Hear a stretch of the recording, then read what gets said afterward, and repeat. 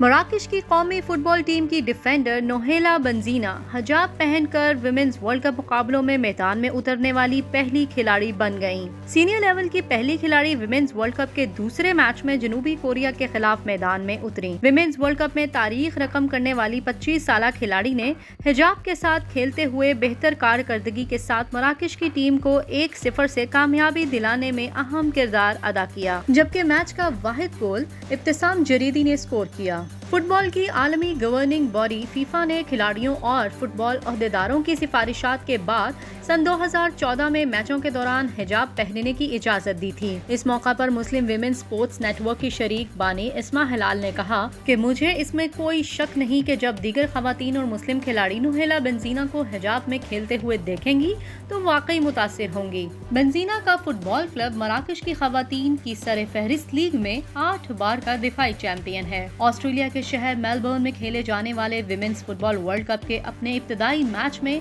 मराकश को जर्मनी के खिलाफ 6 गोल से शिकस्त का सामना करना पड़ा था। इस मैच में बेंजीना को मौका नहीं दिया गया था। आखिरकार एडिलेड में ग्रुप एच में जनूबी कोरिया के खिलाफ खेलने के लिए बेंजीना को 6 दिन इंतजार करना पड़ा और मैच में उम्दा कारकर्दगी दिखाते हुए टीम को फतह दिलाने में अहम किरदार अदा किया। वाज़ेह है कि ऑस्ट्रेलिया और न्यूजीलैंड में मुश्तरका तौर पर खेले जाने वाले विमेंस फुटबॉल वर्ल्ड कप में 32 टीमें हिस्सा ले रही हैं, जिसमें मुस्लिम मुल्क मराकश की टीम शामिल है। मराकश खवातीन के वर्ल्ड कप के लिए क्वालिफाई करने वाला पहला अरब या शुमाली अफ्रीकी मुल्क है। मराकश की फुटबॉल कप्तान गजलीन शेबाक ने मैच से कबल सहाफियों से बात करते हुए कहा कि हमें खवातीन के वर्ल्ड कप में हिस्सा लेने वाला पहला अरब मुल्क होने का एजाज़ हासिल है और हम महसूस करते हैं कि ये हमारे कंधों पर भारी जिम्मेदारी है कि अच्छी कारकर्दगी दिखाएं ताकि मराकश की टीम बेहतर पोजीशन हासिल कर सके।